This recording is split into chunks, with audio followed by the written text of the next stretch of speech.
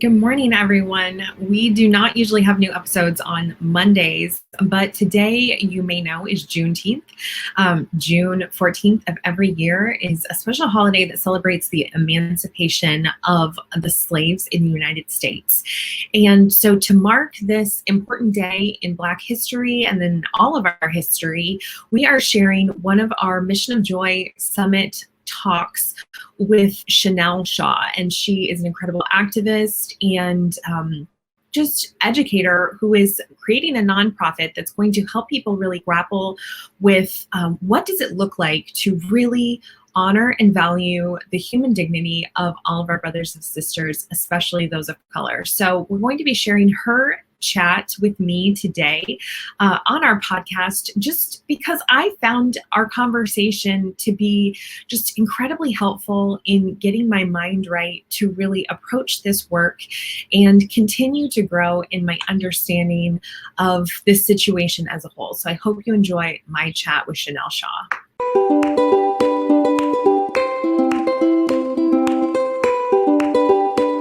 Hello and welcome. I am so happy that you are here with me today approaching the end of day 2 of the Mission of Joy Summit.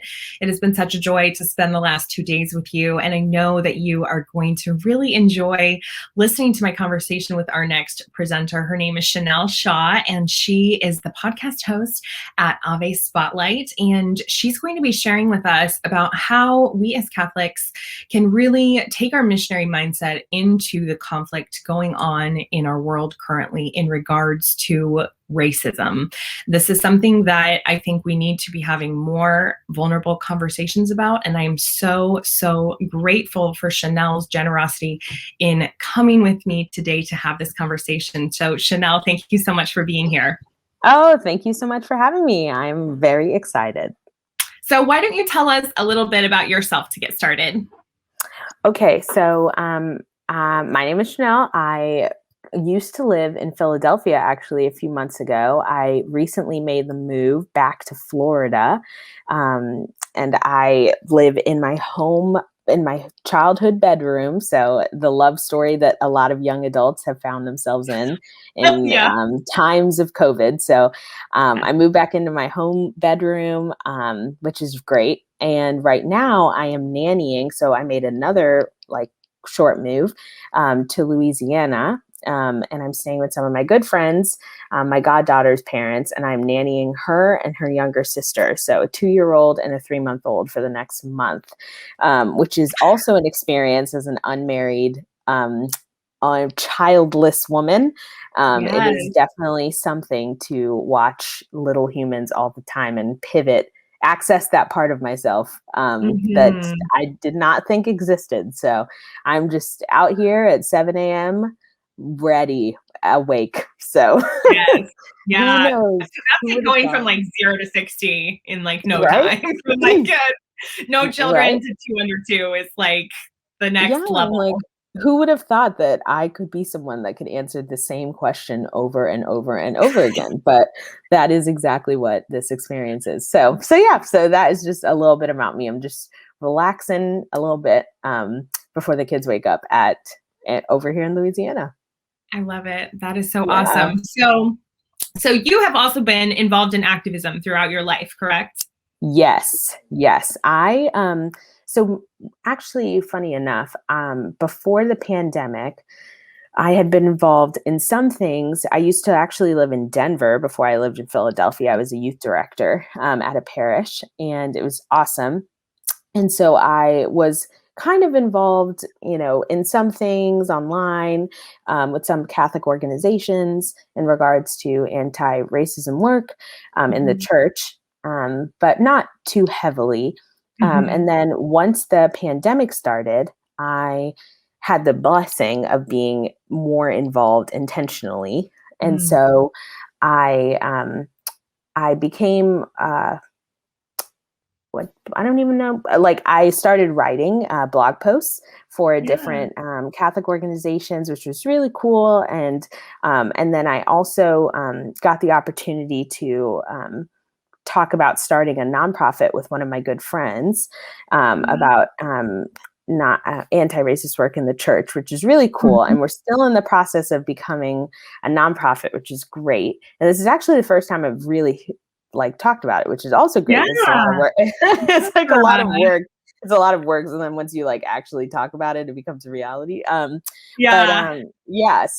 it's been really great. And I've been able to speak on quite a bit of podcasts and write a lot of posts and go to a lot of retreats and stuff like that. So it's been really awesome to be able to talk with people who are members of the same church that I'm in and just kind of walk with them on a journey that I know is kind of confusing.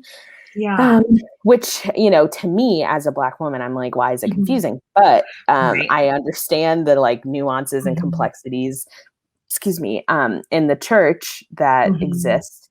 And so, so it's been really great to be able to do that these past couple months or these past year. Exhausting, but really great. Yeah, absolutely. Man, starting a nonprofit is no joke. There is so. Oh my gosh, like they don't tell you. Well, actually they do, but it's like you don't pay attention. Yeah. Oh my gosh, it's like I didn't so believe much. them. Yeah, I'm like, I didn't believe them. I was like, oh, applying to be a 501(c), like no big deal, but it is like a lot. So so it's been really great though, and I'm excited to get it off the ground. Strangely enough, when my friend and I were talking about it, there aren't a lot of kind of groups that exist in the church that are affiliated and foundationally Catholic that kind of speak on anti-racism work. So we're really excited to do that from a foundationally Catholic perspective, because I think that's where a lot of people in the church kind of get really like, because there are tons of organizations, but when you're also supporting things that the church does not, it just gets really messy. And so we're really excited. I think all the work will be worth it once it is done. But definitely when you're in the sludges of filling out things and like calling people and it can be really like, oh my gosh, are you sure we should do this? So it should be cool. Absolutely. Well, that is such a beautiful thing to be starting, because I absolutely agree with what you were saying about how it's so hard a lot of times for Catholics to kind of parse, like, what is it that I should be following on this front? Because I have never, ever met a Catholic who was like, like trying to be actively racist or anything like that, but there's a ton of like non-education where like we just are not aware of so many things that we need to be aware of. But then also a lot of the kind of mainstream sources for this also are tied up with agendas that are not just about race that we really have to kind of grapple with. And so I think that that's going to be amazing too. And I'm very excited to follow your work with this nonprofit, because I know that that's something that I myself have wondered about and struggled with because of the political things that get tied into it. And so I guess that gives us a really good place to jump off and talk about how you kind of help people think through parsing out like the, Marxist influences in Black Lives Matter and things like that from the like biblical truth that our Black brothers and sisters are absolutely deserving of the utmost dignity and respect, and we need to be actively pursuing providing for that for them every day of our lives. And so you can just speak to that. I mean, I think that and first off, I just want to say, excuse if you hear a little voice outside of the door. I think the 2-year-old just woke up, but thankfully her dad is here. So she's just kind of meandering around my door, wondering why I'm not playing yet. So, so I think I completely understand why there's a hang up, right? And I think especially with the Black Lives Matter movement, and during the time when all of this really started to grow in kind of visibility in this past year. Not that it had never been happening, but I think because we were all inside and, due to like a lot of external circumstances, that it was just all the time. And, Instagram now being like the primary source of sharing information. And it just was all that we saw. So I completely understand that the Black Lives Matter organization really took a front space in Mhm. all of anti-racism representation. And, Mhm. I think amongst many things, like you were saying, but also like, them not being for the nuclear family. So that Yeah. is, there are a lot of things that Mhm. people are like, oh, yikes, which Mhm. totally makes a lot of sense. And so I Yeah. like to always say that before I speak to, because I think it's important for people to know that it's not for a lack of knowledge that Black and brown people who are working in this specific space, that we don't know why there is kind of conflict there. Yeah. Um, Mhm. and we can't really, and that we can sympathize. And so Yeah. I think for me, and just from what I've been learning and how I've been kind of working through it, is, the BLM, the organization, the phrase Black Lives Matter kind of existed, right? It definitely existed before the organization. So I like to kind of Mhm. think in my brain when I'm thinking of um, anti-racism organizations. I like to think, well, the Mhm. phrase existed before that particular organization. And then it also brings me to the gap that exists in the church, because there Mhm. isn't a lot slash really any like Mhm. tangible resources for us to Yeah. use, besides Mhm. maybe one life team program. And Mhm. so there's not a lot for adults to use and to kind of have Right. in their back pocket. Yeah. And so for us, especially, I think all of this stuff kind of happened very necessarily during an Mhm. election year, and Mhm. everyone's feeling already kind of politically homeless. And so there's this drive to be like, okay, well, I'm feeling politically homeless. I want to know where I should align myself. I know that I'm Catholic Mhm. first, but I also feel like, I want to be anti-racist in a way Mhm. that's faithful. Yeah. Um, but I'm feeling conflicted. So I guess I'm Mhm. just not going to say anything, or I'm just going to Mhm. kind of support in the background, which is cool. Not all of us are called to be Right. like in the right. And so, Yeah. or I'm just kind of going to be confused and then not really do anything. Which I know for a lot of even my friends, they were like, honestly, Chanel, I'm just confused about what I should even be doing, because Mhm. I don't want to be like perceived or in actuality a Marxist. So, Uh-huh. and then, especially during that time when everything was popping off, that was kind of how everyone that supported BLM was perceived as. Um, Yeah. but I think it's just important for us to kind of separate that the phrase existed before the organization, and then also just Mhm. have a new framework as Catholics to not only see this as anti-racism work, which even that can be really intimidating to a lot of people, Mhm. because I think anti-racism work has been unfortunately marred by a lot of like political like dirtiness. Yeah. And so people don't even really like to say that. But I think if Mhm. we just reframe it as the pro-life issue that it is, right? So we are, called to have such a consistent pro-life ethic as Catholics, which is so great. And, and that just means that through the whole span of somebody's life, we don't have a choice to where we kind of jump in and decide to care, right? We care from birth to natural death. And Mhm. so, or conception to natural death. And so it's just, I think it's important for us as a church to have like a reset, because I think have been really bombarded by, Mhm. organizations and different things that, I'm sure started with really great intentions, but then kind of, got a little lost on the way. And so, Mhm. um, so I think it's important for us to kind of reframe Mhm. as a pro-life issue, which it is. And then also just kind of think about it. For me, I thought about it as, Black Lives Matter too. Black Lives Mattering is like the minimum. So I think it's important for us to kind of consider that, because we talk about the sacredness and the grandeur of life, and it is. And I think it's important for us to be like, wow, life is sacred. And if that's true, right? If God is real and God breathed life into each one of us, and life holds a sacredness and a value that is so separated from every other human life, right? Human life. Mhm. And so separated from every other thing on this planet, then that calls me to react in a certain way. So what does that look like for me? Aside from this kind of like bombardment of this particular organization or group or whatever.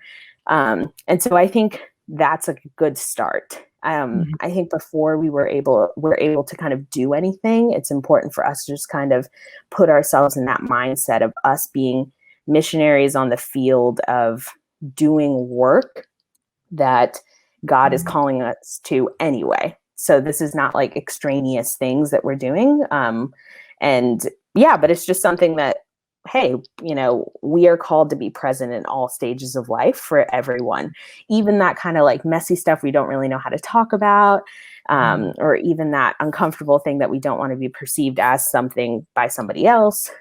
It's, we have a responsibility to kind of, be in the trenches with people. So that's just kind of how, I see that. But again, I like completely understand the uncomfort. I think it's just important for us to take ourselves out of like the narrow kind of limited mindset that one organization can be a full representation of an entire issue that has spanned centuries, and so Absolutely. yeah, and so I just, but I understand how, like, especially because how it occurred in such intensity in the past year, during this particular highly politically tense time in the United States, that it's really, really hard to kind of take ourselves out of that feeling of intensity, So Man, I I feel hope like that. a bobblehead because I'm like, Oh, yep. I was like, I hope that Like, like I love answers your. everything that you're saying because that's always like, and that's been kind of my walk through this last year of desiring to show up for all people in the church in the consistent life ethic kind of way. I feel like this has so many overlaps with like people that really want to reclaim, I think, the title of feminist within the church, because it's like, no, but this like what they're doing isn't like actual, feminism. Like we want to support the whole woman and we want to support her and her baby. And that is like a real iteration of feminism where I feel like this is also like, this is a real iteration of anti-racism, like treating, everyone like Christ would treat them. Sorry, momentary. Um, and I think that framing it in that consistent life ethic is so important. So what did your interaction, like, I guess just in terms of the words that you use and how you speak about things, is Black Lives Matter a phrase that you use because it did pre-exist? Or like I've seen people use like Black lives are sacred, which like personally I really like. So I'm interested in, but I don't have a good sense of kind of Sure. things. So if you would share about that. Sure. So for me, obviously, as a brown woman, I was always like, yeah, or as a Black woman, I was like, yeah, Black Lives Matter for sure. Totally, Yeah. Yeah. Which I still believe to be true, just like because it is what that is. And I have to wake up every day and can't make a choice. So that is a reality to me and should be to everyone, as I thought and still think. But when I spoke to one of my close friends, he was talking to me and he was telling me about a priest that he was talking to, and this was during like the real depths and throes of 2020, and it was like it was just so hard to exist in the church and in life and in the country and in the world. So he was talking to a priest, and the priest was talking to him about Black Lives Matter because he was having a particularly hard time. Not the priest, my friend. And the priest was saying, like, I just think it's really interesting, like, to echo my point from earlier, he was like, I think it's really interesting that we're even saying Black Lives Matter, not because it's not true, because it definitely is. And I think it's also important to have that distinction and let that moment be okay. I think a lot of us too a lot of people that I've spoken to feel threatened in a particular way.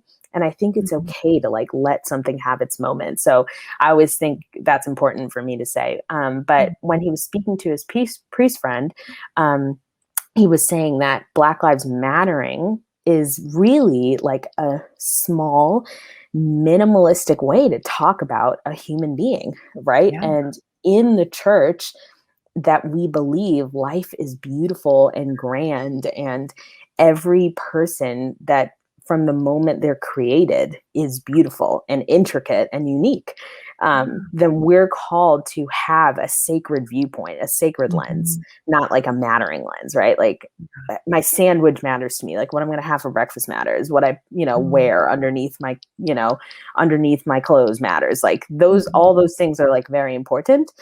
Mhm. But mattering shouldn't be the way that we kind of converse about people, Yes. because I think that it just kind of reduces people to everyday things that we experience. And we should elevate, right? We should elevate people, elevate the same way we elevate children.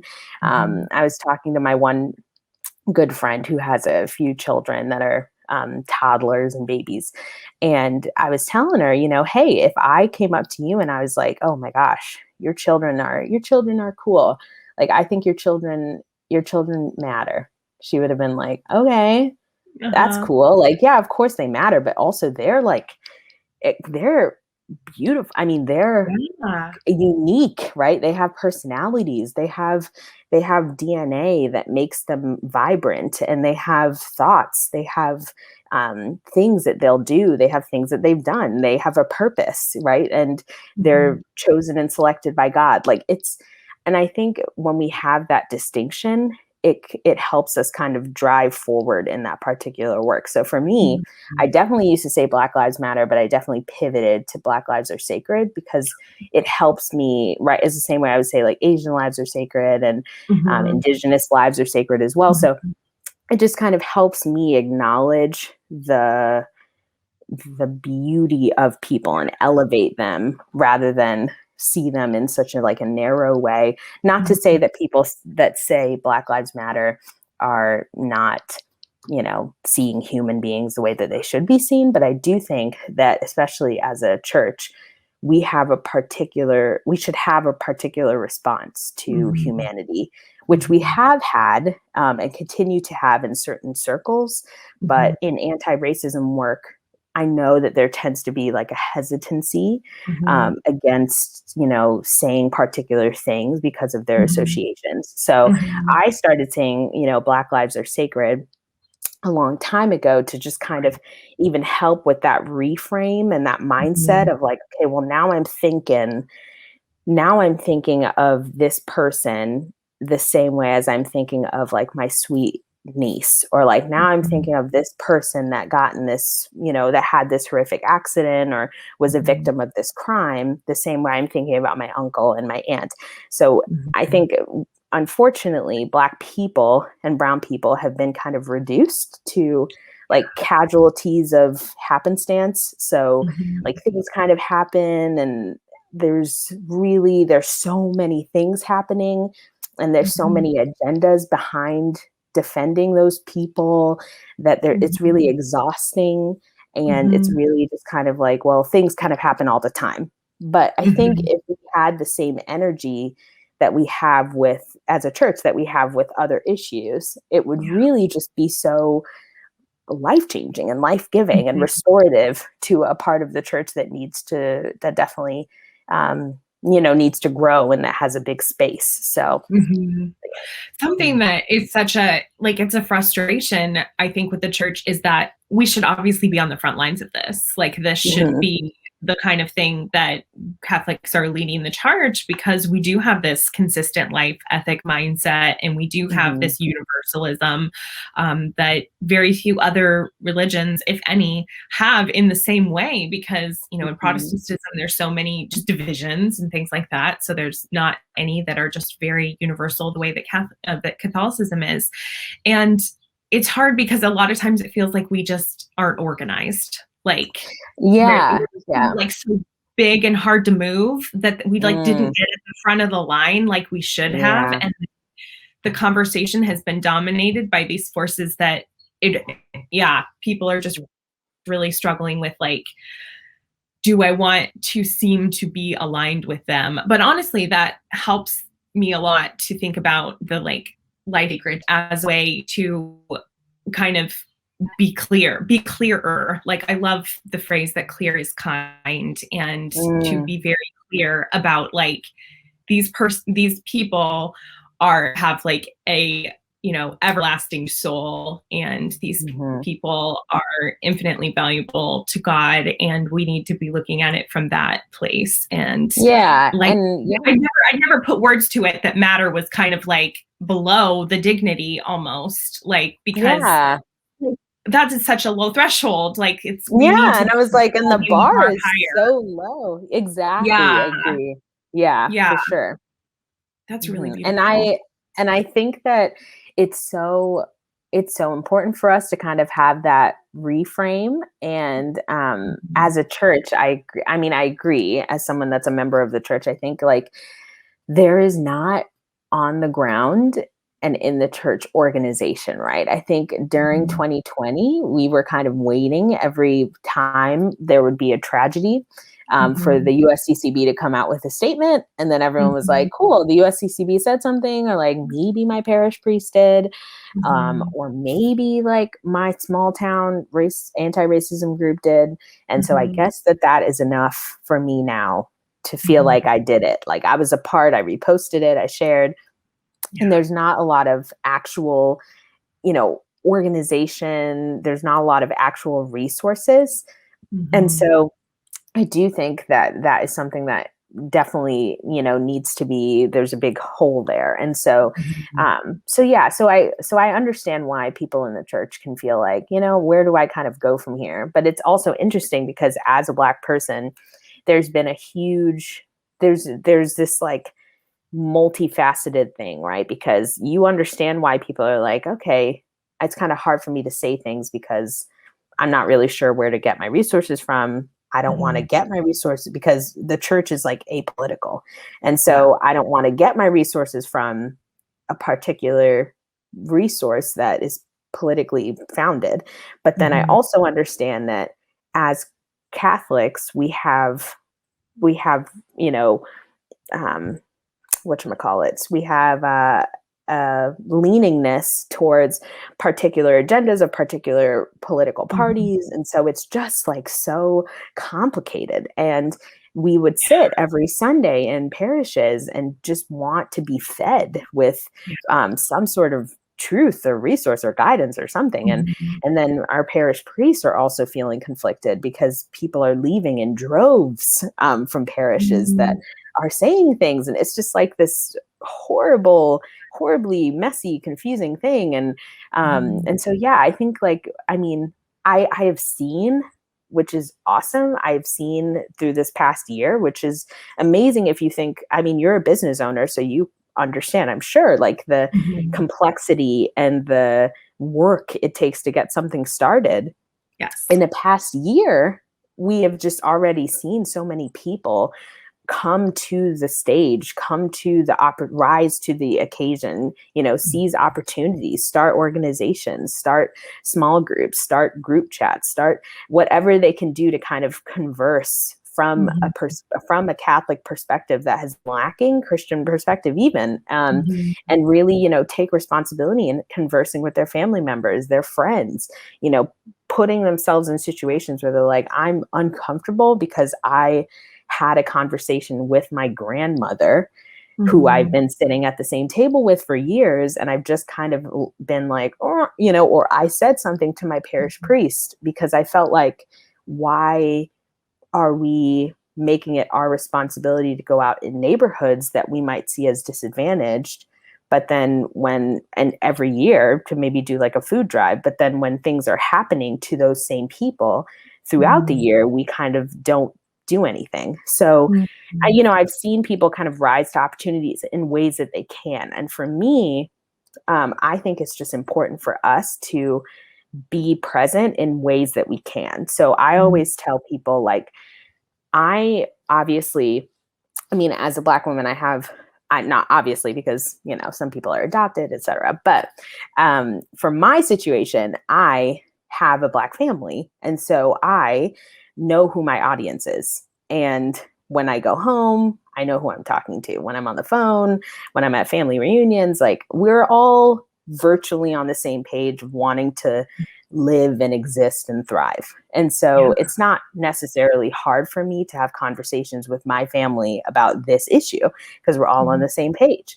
But I always tell my friends, like, you should know who your audience is. Like, it's important for us to see who we can appeal to and not take this like kind of grand job. Whereas I think that some people just get so overwhelmed because they see like, well, I have to reach Black people, white people, Latinos, Indigenous. It's like, okay, well, actually, you can start with your father.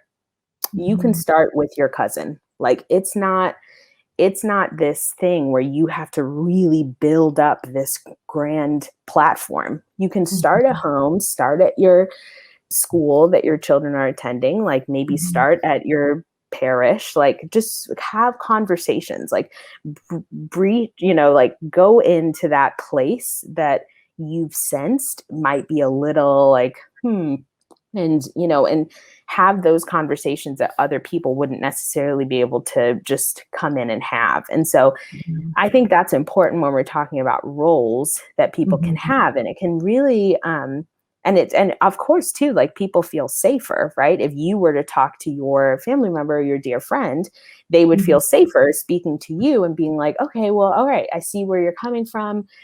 You might not be coming at me with already a preconceived notion because you know who I am.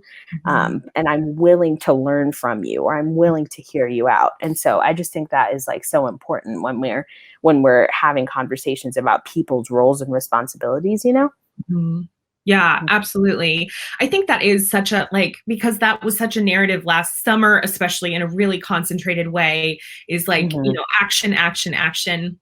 And myself and my best friend, I don't know how many hours on the phone, we're like, just, our hearts are breaking. We want to be a part of this, but between us, we have 8 children at home, and like, or what this looks like, like what really the iteration is of doing things. And so I guess in like building both education and awareness and confidence in speaking about these issues and having these conversations like you're talking about with family members, what are there resources that you recommend now? I know you're starting your nonprofit to provide some, but is there some things that you can point people to now?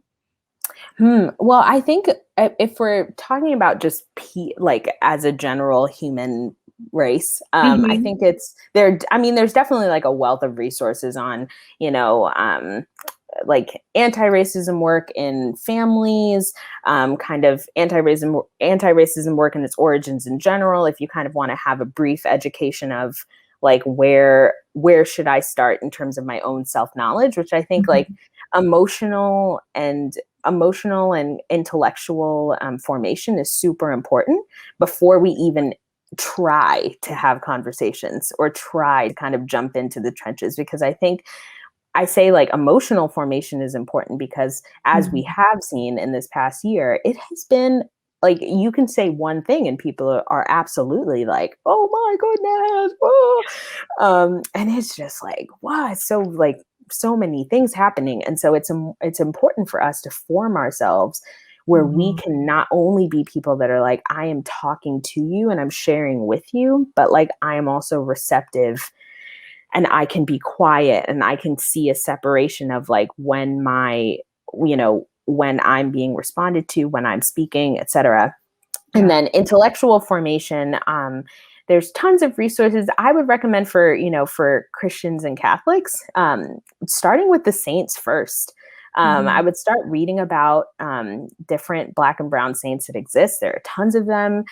Saint Kateri, Sister Thea Bowman, Pierre Gossot. Like there's tons of saints that we can read about and learn about that will kind of just, I think once we can appreciate something first, it can help drive us forward to learn more.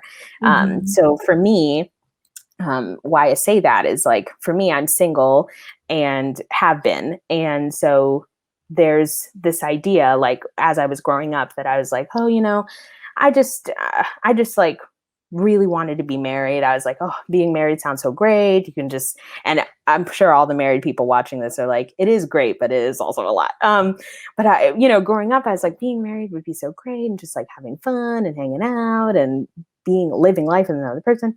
But I was like, oh, but being a sister sounds great too, but like also kind of horrible.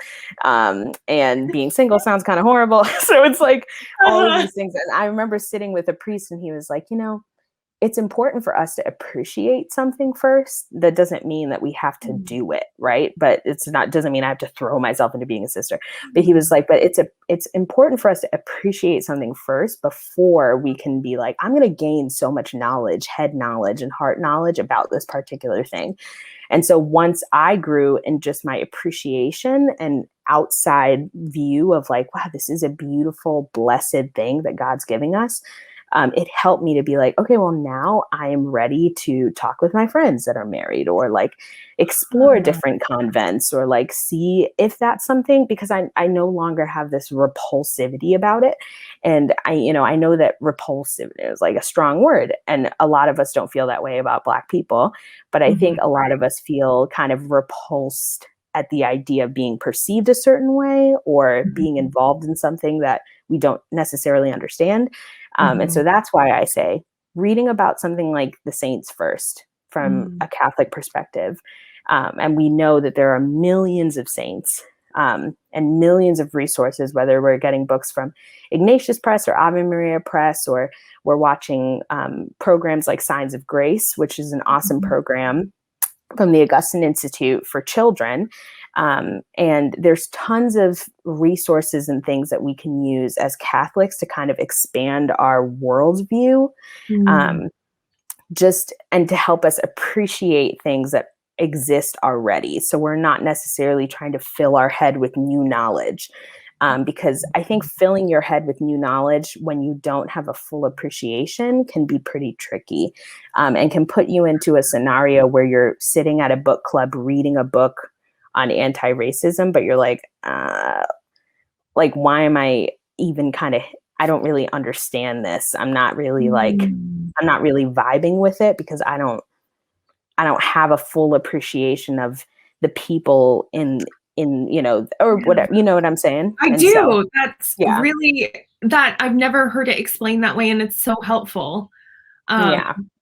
Because especially with like the vocational thing, because it's one of those, like, you don't like hate other people or anything like that. But when you don't have like the level of depth of your appreciation, that's where there's like the possible disconnect. And that makes a lot of sense, because so much of my circle, with the exception, I was telling you before I got on the call about Grinnell College, that I, got to meet a lot of international students, but if it had not been for that experience, my early life would have been just deeply homogenous, because I grew up in a farm town in Iowa, and that's just kind of who lives there, and so just really seeking, especially the saints, I like that. And I've really appreciated how many people have been creating beautiful work about diverse saints, especially like our children have all of the books from Catholic Sprouts with like the different of all the saints. Is very, very cool, and they really like that. And so that's a really beautiful approach. Yeah. And I think like even my niece, my goddaughter, who, is just my niece by extension now, but I have been even looking myself at just different ways. I got her that little board book about Black Catholic saints, and I'm going to get her the Latino one. And so I think it's just important to kind of start there, and start with like, hey, I'm just, I'll sit down with her as she has the 2-year-old capacity to absorb information. But, I can sit down and run behind her and talk to her about sisters, and we'll watch videos, and it's so fun and silly. But then also we'll spend 20 minutes watching videos about horses. But then also, we'll watch mass together, and she's like, oh, Father, like, wow, like so beautiful music. And she'll just be, mesmerized. And then we're also sitting at a dinner table with her parents, and who have a beautiful marriage. and they'll be holding hands, or they'll say good morning, or they'll kiss each other on the cheek. And she sees that and she's like, wow, this is beautiful. Like, I love my mom and dad. They love each other. They love me. They love my sister. And so I think it's kind of getting into that mentality of like, it's important for us to appreciate it in the same way that if we had children, or by closest to us, like the young person around us, and we would kind of give them the same idea of like, oh, of course, it would be important for you to maybe try baseball, and we wouldn't say, yeah, of course, you don't like baseball, you only want to do basketball. That's totally fine. It's like, we would kind of give them the encouragement of course, like, and so I think it's important for us to foster that idea of, even the other day I was on a Be a Heart, and I was looking at some of their things for kids, and they have like little Mary dolls that come in different skin tones. And I was like going to buy her like the little olive skin tone one. And I even bought her like the little Our Lady of Guadalupe blanket for her baptism.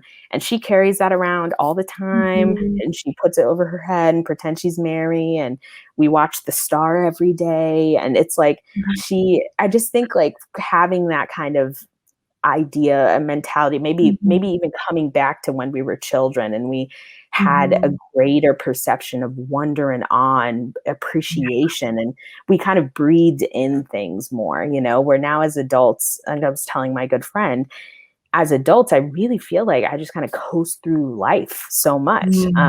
And I can't tell you the last time that I just appreciated something. I just breathed it in, and I was like, wow, this is beautiful. Like, outside is great, or that thing, or that thing made me emotional, or when I'm sitting with my goddaughter and we're watching the 5th video about horses, I'm like, horses are pretty cool. It's like, it's just, and it's just so like, and it's just that idea of like appreciating something to where I feel it can help with me feeling equipped to then converse about it, and anti-racism can have that same effect, and we can practice that same thing with it doesn't have to be this complete head knowledge kind of thing. So I know when people ask me for resources, often if they're Catholic Christian people, I really do say like, start with the saints and start with just what you're familiar with. We all know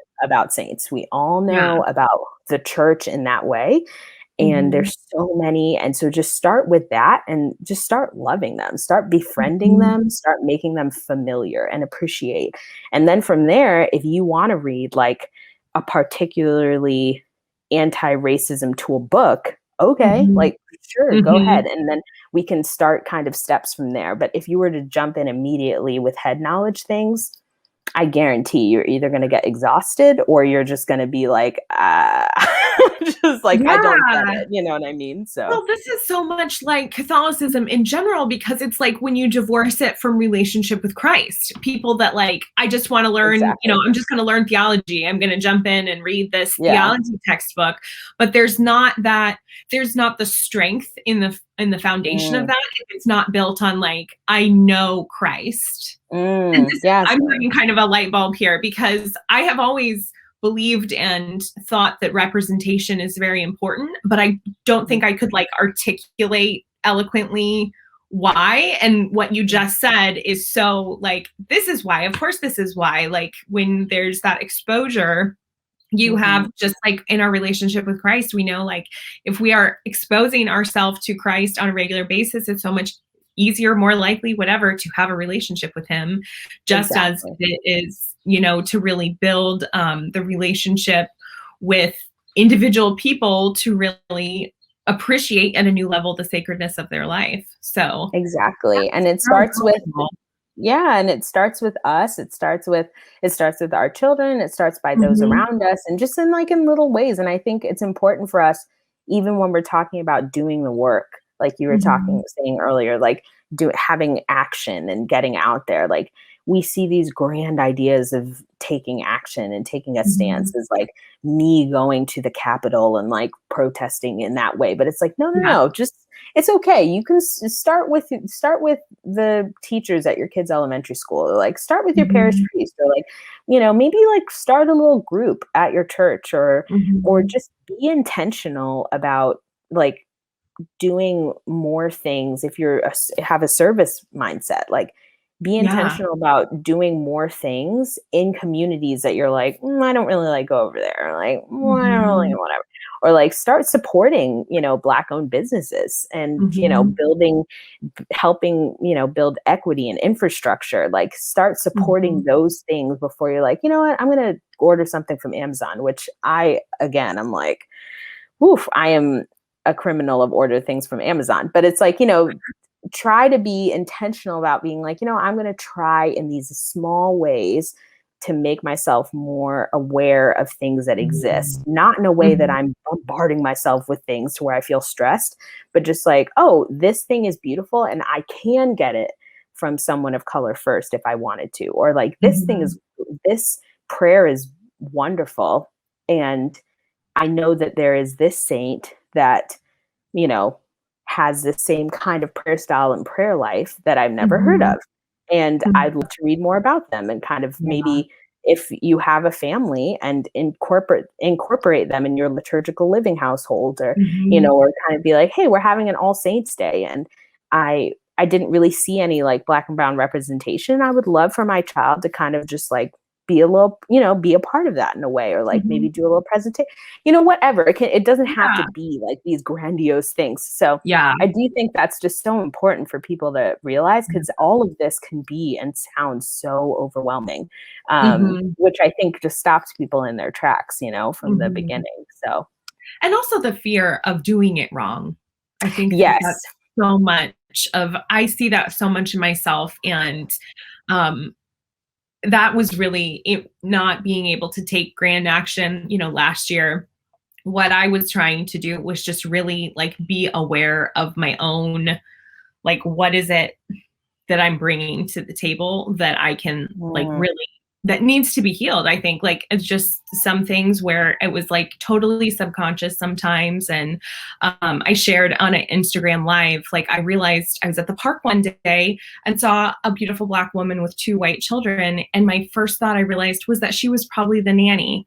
And I was like, why is that my first thought? Like, I have no idea. Like and if I saw a white woman with 2 African-American children, I would not think the reciprocal. And just being aware of those things that are really, I'm like, that's not fun to admit that that's like where my brain went, because that is, I think, not that I think less of nannies, like ours is like such a lifesaver, but just to, and I know, you're doing the nanny life right now, so, but to just like really be aware, and then kind of let God into those places that were like, this isn't how it should be. Like, this is my concupiscence showing up. Exactly. Like those vulnerable spaces of just like, I thought this. And again, like, I commend you for even sharing. I think like all of us have those kind of vulnerable things that we've thought or did. And we're like, oh gosh, I really don't love that I thought that. And then when we kind of voice it and say it, it's like, okay, like, okay, now I'm ready to kind of confront this thing. And I am somebody that's like, throughout this year, especially, and the many conversations I've had, like, I think it's so important for us to not scare ourselves too much by thinking we're doing something so wrong that we just never do anything. And I do think a part of that too is because it's like there are so many Black and brown people on the ground doing work, and it can be like when you're already doing the work and then you're also experiencing a lot of the negative effects, we don't really get to experience a lot of the positive things. And when they are positive, it's like grasping at straws kind of positive. And so I think it's so important for all of us to be like, okay, like you were saying, I am nervous about doing things incorrectly. But the first thing that I can do, like you particularly, it's like, okay, well, I can just confront this little bias that I had. Why was that? That's okay. Like, it's okay for me to just sit with that, confront that. I can voice that. And then from there, I can just move forward in that direction. Like I think that's the way we can do things right. Mhm. Just like, I'm going to confront this biases I have. I'm not going to suck in all this head knowledge about Yeah. things that I'm not struggling with particularly, because we Mhm. all are self-aware, Yeah. and I can tell somebody today something that I'm like, ooh, I really shouldn't have done that, or I know that I did this because of this. And so I think when we take times of reflection, it can be really helpful for us to not feel like we're going to do things wrong because we're taking things at our Mhm. own pace. And rather than jumping into situations where you're like a member of a board of something, or you're, Uh-huh. trying to read this really dense book, we're watching this, or like watching an episode or a movie. I know people that will throw themselves into like a slavery movie or throw themselves into a 1970s racism and then come out feeling really invigorated and ready for change. And they're like, okay, but I actually have no idea what to do, but I am sad. Like I Mhm. am, Yeah. now I have accomplished being really sad, but I have no Mhm. idea still what to do. And so I think just practicing self-awareness is what I was saying earlier, like emotional intelligence is so important. And being able to just look back on yourself and be like, I know what I'm having a hard time with, and what is that thing? Mhm.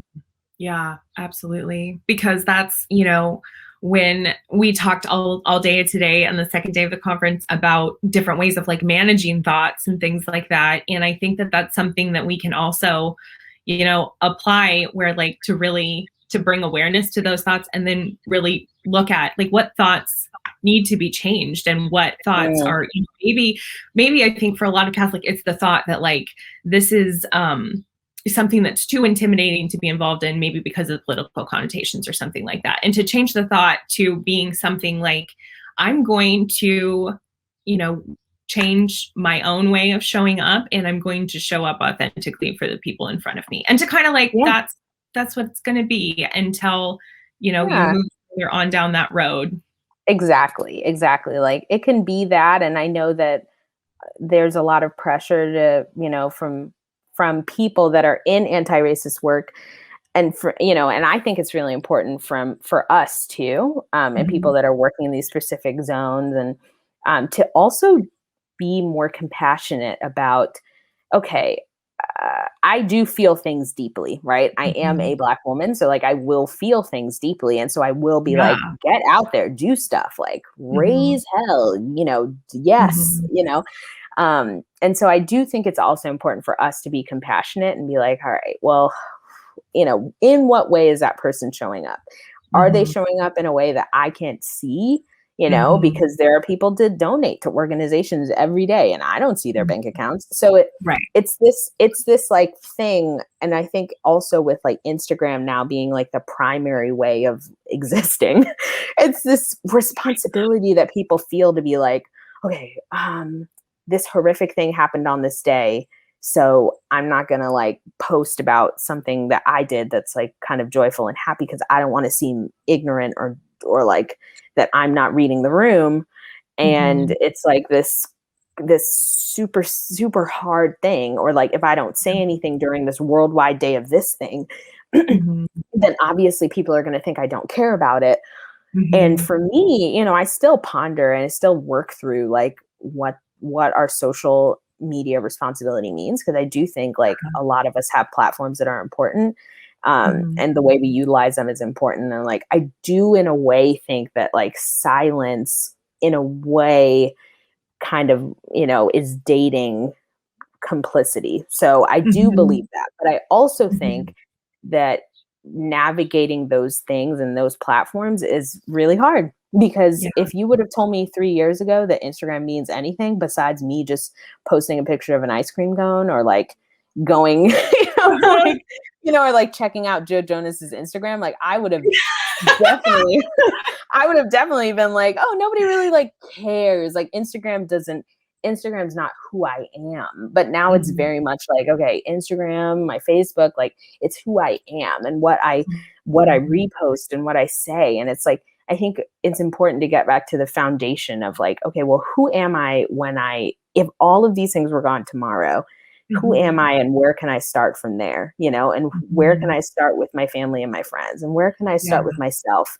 And if I can sit with myself and be self-aware and be like, this is something that I'm having a hard time with, or this is a thought that I had when I went into Starbucks and I Mhm. thought, like I see a Black person in line and they may be dressed in sweatpants and whatever. And I'm like, oh, they must be like homeless, which I've heard people Mhm. say. They're like, oh, they must Mhm. just not, maybe because they're in a really nice neighborhood that you don't see a lot of Black and brown people Yeah. in. So it's that kind of idea where we're like, I'm going to start having shifts and confronting myself in those thoughts of like, that's not really fair. And like, why do I think that? And in the way that I think that, I need to like rework that. I need to pray and Mhm. ask God to just help me.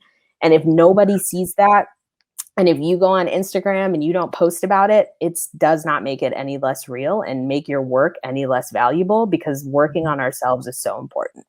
Yeah, that's that integrity. Oh, excuse me, like that integrity piece of things, like who am I when nobody's Mhm, watching? And mhm, that's, I think, something so important to keep in mind, like you said, with social media, because at the end of the day, it's not your followers that are going to be your advocate when you're justifying your actions of your life. Like it's mhm. you and God, and you have to be able to like look at him. Exactly. And something else that I think is super important is like when as I've been learning this and being in this world a little bit more intentionally, I've been reflecting a lot on Jesus telling the disciples to kind of go out and preach the word of God, and them being like, all right, well, okay, well, like that sounds great. And when I was a youth director, I always used to paraphrase for my kids. So excuse for anyone who's watching this is not what the Bible actually says. They weren't like, okay, yeah, sounds good. But they were like, okay, God, like that sounds great, love it, thank you, Jesus, great, like we're gonna go out there, but like quick question, if they don't listen to us, like what do we do, and Mhm.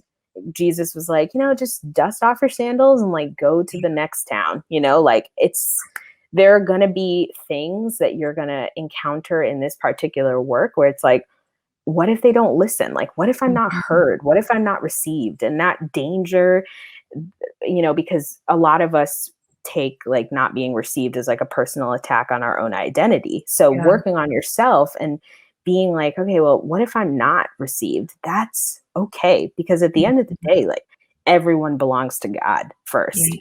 right? They never belong to me. And so it's like even the most intimate of relationships that you may have. And so Mhm. learning to just kind of dust off your sandals and learning when to pick them up and walk to the next town, learning when to strap your shoes on and like, and really like dig in. Those are Mhm. important distinctions that I think we need to Mhm. make, because we can exhaust ourselves on social media being like, all right, like I'm saying this, like I'm doing Mhm. it, and people just aren't listening to me. Or Mhm.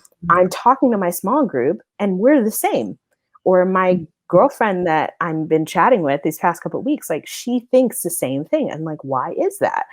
And Mhm. there are just, I think it's important for us to be like, okay, I'm dusting off my sandals, or I see this opportunity, I see this vineyard that I can go into, and I'm Yeah. going to put on my shoes and like, I'm going to get in there and do the work with everybody Mhm. else. Like, it is a spiritual accompaniment that we are doing by getting in there and being like, I am with you, not Mhm. just knowledge wise, but like spiritually. I am praying, Yeah. I am lifting up these people to God because they belong to God first.